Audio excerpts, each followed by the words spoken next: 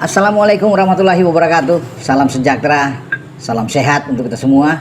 Semoga juga teman-teman dalam keadaan baik-baik saja.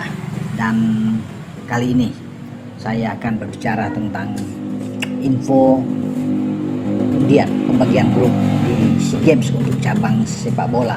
Karena SEA Games itu akan berlangsung di Thailand pada bulan Desember dari tanggal 9 sampai tanggal 20.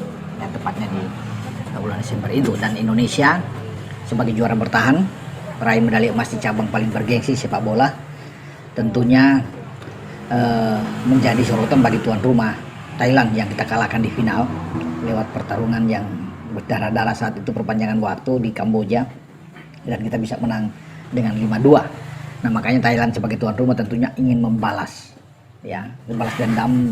Pasti mereka akan lakukan itu terhadap kita karena mereka benar-benar dipermalukan oleh timnas kita, Marcelino dan kawan-kawan ketika itu, yang juga dipegang oleh Coach Indra Safri, karena PSSI sudah memutuskan Coach Indra Safri kembali akan menukangi timnas U23 yang sebenarnya ini U22 ya, yang dipakai untuk di SEA Games. Undian sudah berlangsung, kita berada di grup C, 4 tim yang ada di sana, sementara grup A dan grup B masing-masing dihuni oleh 3 tim. Kita berada dengan grup ya boleh dikatakan cukup mudah buat kita ya, walaupun tidak boleh anggap enteng, tetap harus fokus karena kita berhadapan dengan ada Singapura ya, di sana ada Filipina dan juga ada Myanmar. Tapi kalau untuk urusan dua ini, apalagi kalau dengan nama-nama besar pemain yang kita dapatkan nantinya, yang Marcelino Ferdinand katakan, Ivar Jenner bergabung, Adrian Wibowo, Rafael Struijk di sana ada, termasuk dengan Mauro Silstra, saya rasa kita bisa mengatasi semua lawan, bahkan medali emas sudah di depan mata bagi kita. Walaupun Thailand itu yang saya bilang tadi di awal berambisi keras untuk bisa membalas kekalahan mereka di final SEA Games pada 2 tahun yang lalu, tapi saya yakin kita tim yang sangat kuat ya kalau bicara untuk level SEA Games dengan nama-nama yang saya sebutkan tadi. Sementara Thailand sendiri berada di grup A, saya pikir mereka akan menjadi juara grup lah ya, kalau bisa melihat dengan lawan-lawan ada Timur Leste di sana dan Kamboja.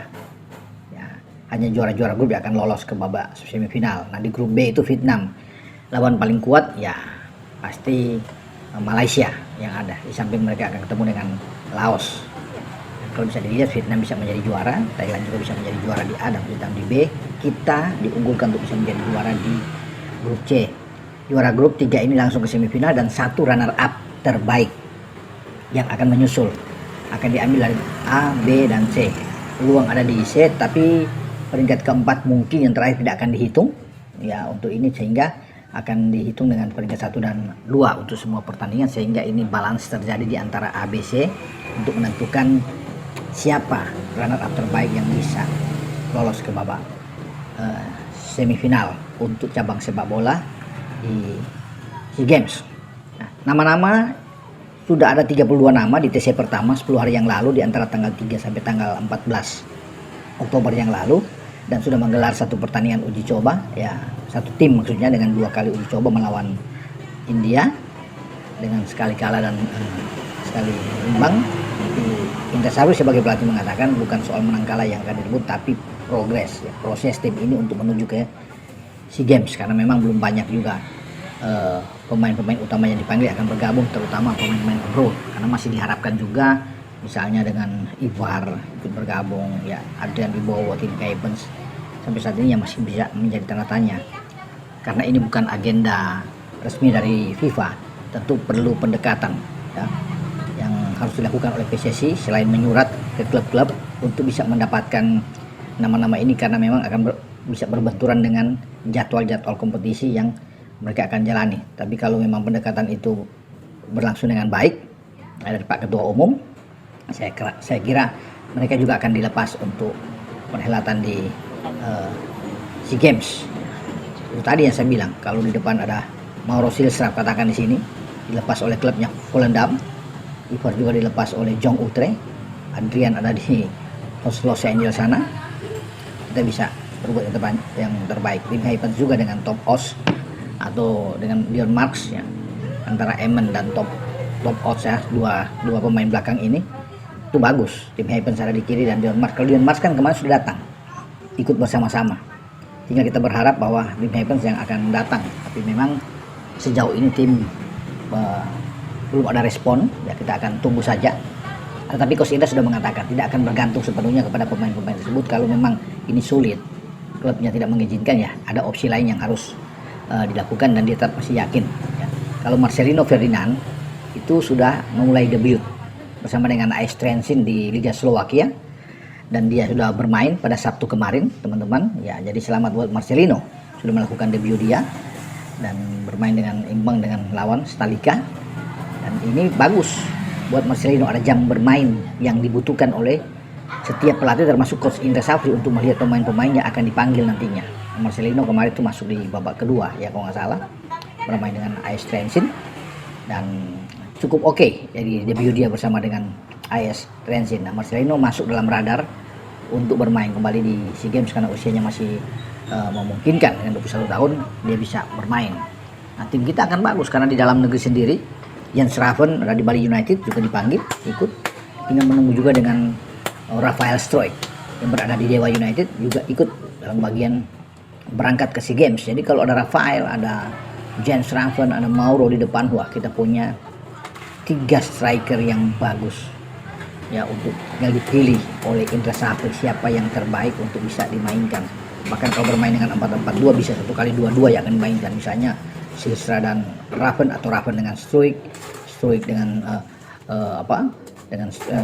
Raven juga bisa bermain dengan Mauro Silstra ya, walaupun kita punya Hoki Caraka ya, tetapi tetap 3 ini yang paling top yang saya bilang. Di tengah kalau ada Marcelino dan Ivar Jenner ini kuat karena kita juga punya pemain seperti Robin Darwish, ada Arkan Kakah yang bagus ya, Sanadin Faris ya, Raihan Hanan ya, yang memang di tengah Tony Firmansyah, ini pemain-pemain yang bagus juga, sehingga bagus opsinya banyak, ada keseimbangan di antara pemain utama dan pemain yang ada di cadangan. Nah, ini yang bagus di tim U22 kita untuk SEA Games, karena Indra Safri punya ya semacam ya bagi dia kedekatan sebagai seorang ayah ke pemain ya, untuk menukangi pemain-pemain muda. Ya, itu tergambar ketika dia sukses di U19 dan juga di SEA Games kemarin ya.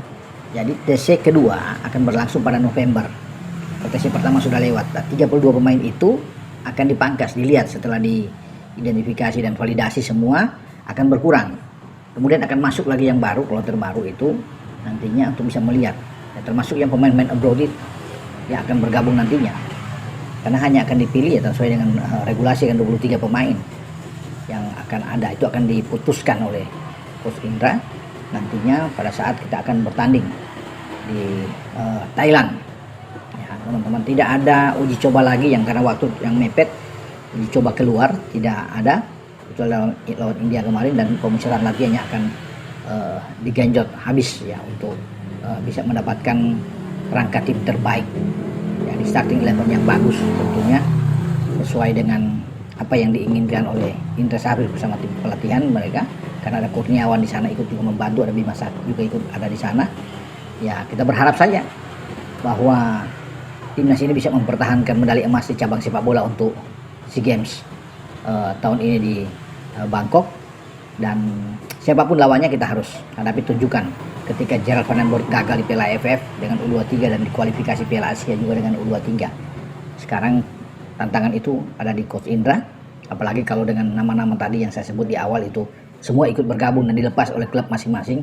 Saya rasa kita sangat kuat ya untuk bisa bertarung dan mempertahankan medali emas yang kita dapatkan pada 2 tahun yang lalu ya. Oke, dengan saya Bung Ropan berbicara soal undian sudah ada, kita ada di grup C ya, dan saya rasa kita bisa melenggang dengan baik ya, di sana walaupun ada Singapura, Filipina dan Myanmar. Sekali lagi tapi kita harus fokus dan tidak menganggap remeh mereka. Kalau bermain dengan pola yang apapun yang diinginkan oleh Coach Indra, 3-4-3 kah, mau bermain dengan 4-2-3-1, terserah dari beliau sebagai pelatih. Tapi kita punya skuad yang baik untuk ukuran U23 nantinya di SEA Games. Dengan saya Bung Ropan, ciao.